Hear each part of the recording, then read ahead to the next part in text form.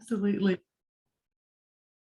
Good morning, Natalie. Thank you so much for joining me. I really appreciate your valuable time today. I know that you're very hard to catch, in terms of the work front, and you're very popular, and it is absolutely a pleasure to be able to have you on my show today. So you are the managing director and co-founder of LinkSearch Consultancy, and I came across your profile on LinkedIn after the amazing work that you've been doing for a number of years within the UAE region. Thank you, Tricia. Thank you for the introduction and for having me today with you.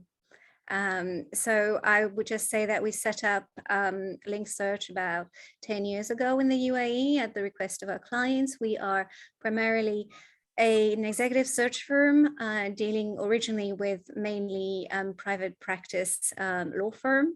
However, over the years in the UAE, we also branched out into HR and marketing and also career coaching.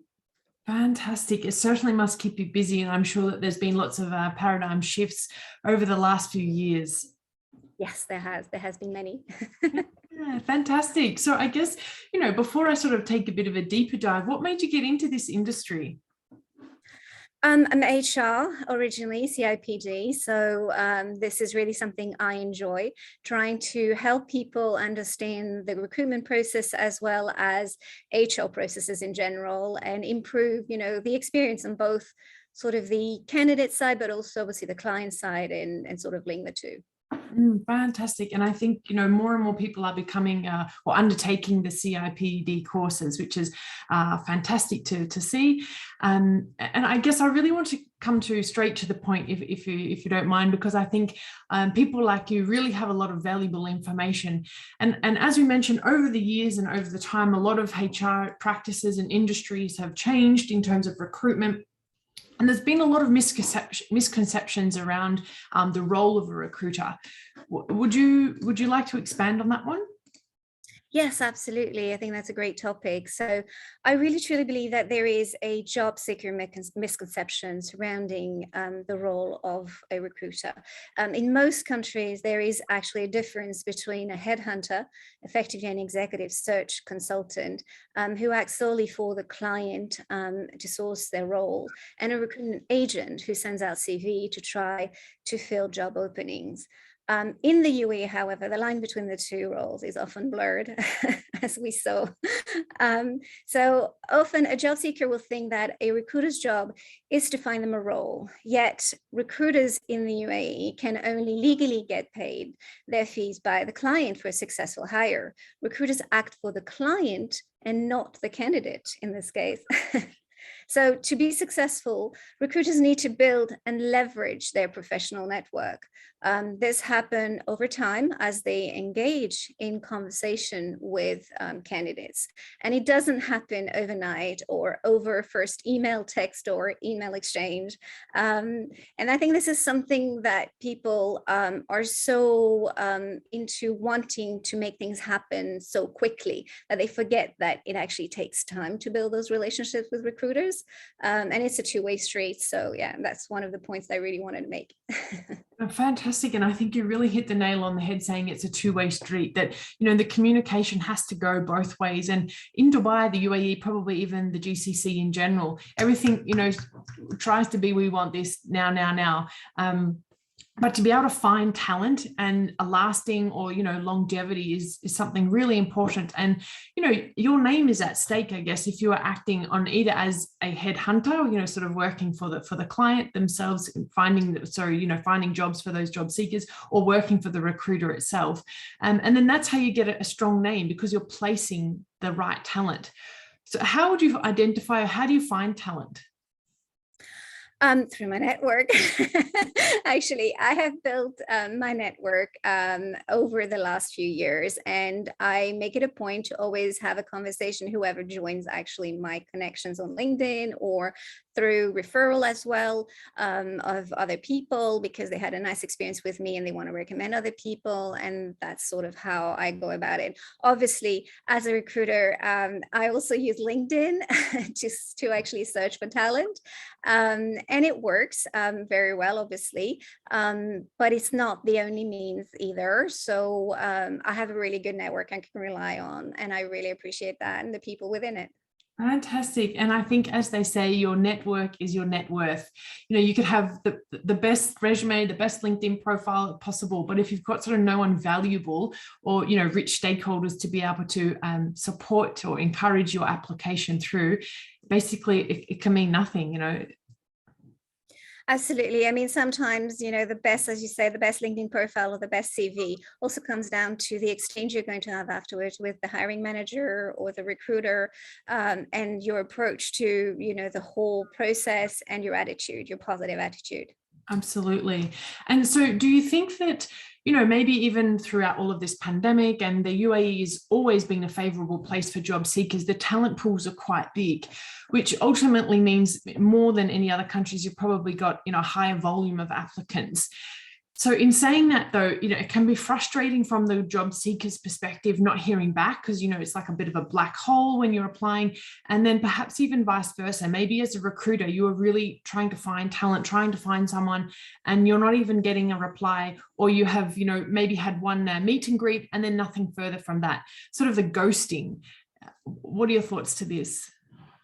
Yes, the recruiter ghosting is actually, I'll start with this, it's real and it's not personal. And yes, it is on a lot of job seekers' mind at the moment, and I understand. And every point that you made just now are true. So there is a high turnover of people wanting to actually access a job in the UAE. There are certain industries that at the moment are doing better than others. But what I will answer to this is, I'll actually give an example because I think it'll be a lot easier if I talk numbers for just a couple of minutes. I recently placed a job advert on a social media platform that I won't name. It was very specific, and I had two main criteria. One was the years of experience, and the other was the language requirement. I received 70 applications, as opposed to the general sort of, you know, 7-second rule, recruiters get a CV, have a look at a profile and move on. I actually took the time to read each application that I received. Out of the 70, I would say only 3 met the brief. Many applicants missed consciously or unconsciously, I don't know, the language criterion. It took me over 4 years, I'll start again. It took me over 4 hours to go through each one. I spent 3.5 minutes on each application, reading the CV and responding to the applicants. Now, in this case, I can honestly say there were not a huge number of applications. However, multiply this by 10, when a role posted online can reach easily 7 or 1,000 applicants, then that would equate to about 40 hours per week answering applicants for a recruiter. Now, this is a whole week of time spent not generating fees and not meeting KPIs. And at the end of the day, it wouldn't be probably emissions, you know, that would scrap that, sorry. At the end of the day, I think it's kind of a mission impossible. It's not time well spent, and chances are recruiters are simply overloaded and quite frankly overwhelmed. And we're human too, so be kind, and it's not personal, but recruiter ghosting does exist. Absolutely. And I really, I'm fully aligned with that. And people forget, you know, that when you're a job seeker, you think you're the only job seeker, and it's time consuming. At the end of the day, you're not bringing in revenue, and recruiters have bills to pay or KPIs to meet and targets, etc. So it can be certainly frustrating from both people's perspective. But in my humble opinion, Natalie, it's the system. So even LinkedIn, with absolute all due respect, the system doesn't even allow you to be having an automated response easily. You have to click through the profile, click rate as, reject, etc., then send the automated email out. Now, like you, I've posted a couple of roles and received sometimes hundreds, like 900 applications. And to do that for every single candidate, it's the system that's failing us. And that's not only in the GCC region. That's Australia, of my home country, and most likely the same issues that people are facing in the UK of your region. Or, Yes, absolutely. You're right. The process doesn't automatically facilitate. This is actually interesting because when we go back in time, I think ATS, applicant tracking system, were sort of created around, and I could be wrong on this one, but I think it was 1980s or something. And it was the big companies such as Microsoft at the time, and that started to think about how to do it as more applicants were wanting to access roles. It's meant to help, but the process is in fail, as you said, and it does take time, even just clicking on those 3, 4, 5 buttons we need to click after you read the CV. So it takes time effectively. And you could add chatbot, you could add AI to a recruitment process. It still takes time, whether it is actually the time that the applicant is going to spend filling in all those filters and all those sections on those recruitment processes, and it's like 45 minutes in some cases, or whether it's actually, you know, the other end, the recruiter receiving all of those and simply being overwhelmed. So yeah, something else needs to happen. Someone needs to have a fantastic idea of, you know, another product perhaps, and I don't know who that will be, and test it. And yeah, it would be actually oxygen to the industry if that happens. So let's see what happens. yeah, watch this space. And I think that's I would just add this, actually, if I may. Sorry, Trisha. I would just say that, you know, it's kind of a message to obviously job seekers. I would say read the job advert carefully. I know it's been said 1,000 times, but really it is important. And only apply if you meet the key criteria.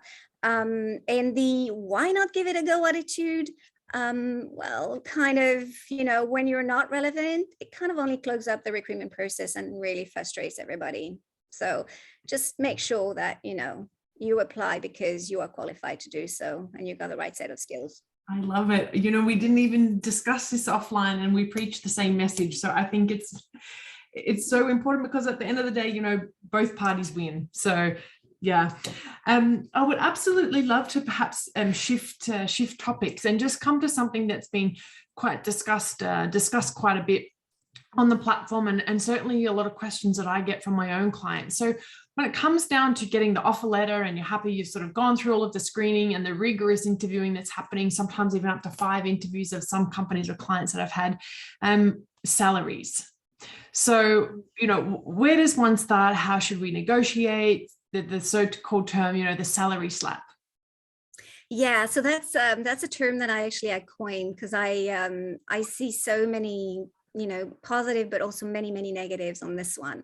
The positive of when someone is actually ready, know their worth, know where they're at, then it makes it really simple, and it's a straightforward conversation. However, most of the time, and I think you know, it doesn't happen that way. It's not a smooth conversation. It's a painful, awkward conversation. So in my opinion on this one, it can actually make or break an offer. It is often, you know, a really awkward part of conversations surrounding salary expectations. And you're bound to go through this in the recruitment process at one stage or another. So generally it's before an offer letter, obviously. If you're not prepared to give a number right there and then when you're asked, then you kind of risk losing control of the narrative. So here's my advice. Prepare, and prepare. Just like you would sing to your favorite song, it needs to become a tune that you know off the top of your head and heart. So rehearse it with your spouse, with your family, with your friends, do your math, effectively know your worth and stick to it.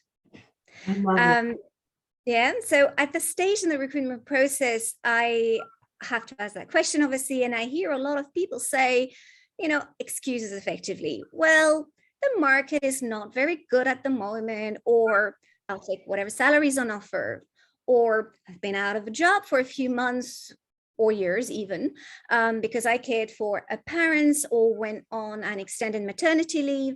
Whatever the reasons, remember that your value remains intact. Life simply happens, right? I love it. I love it, girlfriend. You are practical and so down to earth. It's really nice to have that human touch, because I think at the end of the day, a lot of people, and again, I maybe say this in light, but it's almost down to desperation. A lot of job seekers in UAE come from, sort of lower socioeconomic areas, and then Dubai is perhaps something that has been their dream, and then are willing to maybe accept something, or you've already been, say, for example, at a director level, and you are then being made redundant. Now there's a lot of these reshuffles that are occurring, and then you don't know, you can't get the higher salary that you were offered, and now you're just not sure where to even begin or what to accept. So I think it's important that you're researching the market trends, and what are your own expenses and minimum wage that you would accept.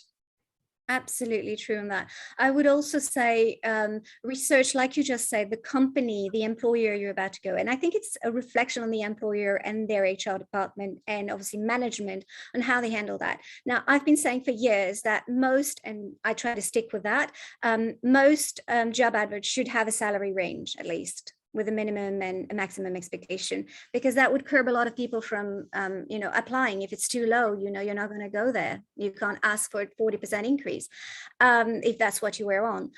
So this is the first thing. The other thing that you want to think about is from an employer brand point of view, be prepared as well. It's not just the candidate has to know their worth, but be prepared to know what the market is, benchmark it against your competitors and so on. So that you come along and you actually know what you should be offering the candidates.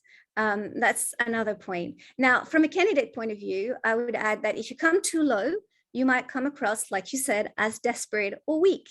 If you're too high, you might look unreasonable. However, if your number game, and if you own your number game effectively and you play it just right, then the conversation, as I said, will go really well, I think, in my view, because it makes you look professional effectively. Absolutely. And I guess, sorry, I didn't mean to cut you off. I was going to say, though, that the conversations may differ a little bit whether you are speaking with a recruiter or someone directly from the company. You might be able to sort of be a little bit maybe more open and have some advice as to where the client's budget sits if you're speaking with the recruiter versus where you're directly speaking with in-house talent teams. Yes, true. I mean, with the recruiter, you can be a little bit more open with regard to the salary expectation, because the recruiter will convey your needs and will let you know as well in the meantime, as an advisor to you, well, you're too high, you're too low. No, that's above, below, client expectation, or you're bang in the middle. That's perfect. And when I say salary package, like you said, your basic needs are met, but also think about, I know it's going to sound odd as a term, but your play money. Add that on top. You need to enjoy life. So you need to make sure that, you can socialize, you can go out, have a cinema, restaurant, etc. Obviously, you don't want to be, over the top on that one. And you need to make sure it doesn't double your basic income when it comes to this. But, it's okay to actually enjoy life as well along the way. And I think, a lot of good clients and employers are aware of that. And so therefore fair in that aspect. I've seen, especially since COVID, a lot of more sort of benefits that you wouldn't have beforehand as a reward to employees. So it's actually really nice on that aspect. Yeah. Basically, I would aim to say, always have a range in mind. You need to know your lowest level for each role you apply for. And this will actually vary according to how much you want the role. So you might be prepared to take a 20 or 25% cut for a company that you're going to love and do amazingly well. Equally, if you have doubts, increase your salary in case, you're not too sure about it. And so push it to see how much they want you, how much they value you and their future, as a future employee, etc. So it will vary. Fantastic. I'm conscious of your time. I just have two questions. I would really love to come back to the point about the bracket. So back in my home country of Australia, for example, if you were, HR manager, you would be within this range. If you were a nurse, you have this range. What do you think that stops, for example, the GCC region of putting salary brackets for certain positions or advertising? $1 million question. I would love to put it down and know and have the exact answer, but I'll be honest, I don't. So I'll try to answer it in my personal opinion. Lack of preparation. in terms of not knowing exactly where you're at salary wise compared to your competitors, lack of transparency. You see, if every company around in the GCC were to put that salary band or range on their job offers, others would go, oh my goodness, we're low, we're too high. Or, if they're too high, they'd be like, great people are going to come to us, obviously. So don't change that. But if they're way too low, then they'll be able to adjust that and go, well, we're not attracting anybody. Actually, the role we've had this role for about 3 months. Now it makes sense. We're coming in the market and we're offering packages that are way too low compared to our competitors. So there's that. There's the fact that, HR sometimes doesn't automatically want to challenge managers and management. So they prefer to do things that things were done in the past rather to innovate and think, okay, maybe we should tackle that salary package because it's the time to do so. And the market is, like this at the moment, and we need to be prepared and so on and so forth. I don't know. At the end of the day, it really will vary according to, the effectively how an employer values their employee. I really think it's down to that. And what emphasis they put on this aspect. Do they want to hire, the best possible skilled, qualified talent in the region, or do they want to hire just fast and not really worried, thinking that their HR know and have all the answers and not really being involved with that aspect of recruitment? I can't tell you that. I would just add one thing, as you were saying, about the salary range and where to be and know, etc. There's a fantastic actually website called Glassdoor. And it's actually a really good source as well to work out how an employer is, how they treat their employees, what the feedbacks are, positive or negative, by the way. And it's completely anonymous generally for each person, each employee that wishes to leave a review. And that enables, I think, job seekers to have a good idea about where they're about to go and if it will match culturally, if it's a good cultural fit, effectively organizational fit. So that's a really good one to think about. Fantastic, great advice. And I think it's a bit weird that organizations don't do this, considering that salary is very readily open right from conversation one. Now back home, that is certainly something you wouldn't divulge right from the beginning of the conversation. So it's a bit of a paradox, I guess. But my last sort of question and topic I would really like your insights in, if you've got any, or if you're willing to discuss, is the new UAE labour law that is going to be released. Do you have any insights or are you aware of any of the changes that's going to be implemented? I'm aware of the changes. I've had a look. Obviously, trying to work out how this is going to affect everyone. It will be interesting to see how the new contracts that have come in, limited contracts that have come in for 3 years, are going to play effectively in 3 years' time. But at this stage, the question I think on everybody's mind is, you used to come over knowing that you had an unlimited contract and therefore you could stay as long as you want. Now, someone coming from abroad would think, why do I want to come for only 3 years, for example? And if it's not renewed, then you have to go back or find another option. If you find another option, you're no longer on that perhaps expat package that you were at the beginning. So how is that going to impact? I can't tell. Only time will tell on that one. But yeah, it's interesting. Absolutely. From that.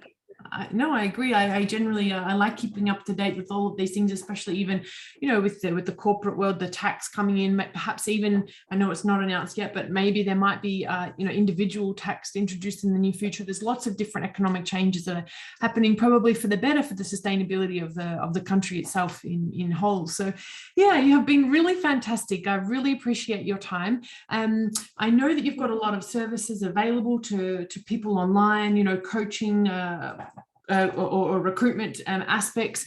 Is there anything that you would like to offer, or can people get in touch with you? Thank you. Well, I was actually reflecting on this, and yes, I'd actually love to offer a salary slap webinar where we can talk deeper into the conversation. So it'll be a paid webinar. It'll be really, really simple, and people can ask questions, and yeah, so that will be coming up. Perfect. Absolutely. This would be fantastic. Please do share with me the registration link, or, any way that that people can join, or, sign up for it. It would be certainly valuable. I really appreciate your time once again. You've probably been one of the most insightful guests that I have had, and I would love to reconnect with you to dive deeper on a couple of other emerging issues. It'll be a pleasure. It was really lovely to be interviewed by you, Tricia. I really enjoyed your questions and your views as well. We have very similar views on many aspects. So thank you for your time too. You are most welcome. Take care.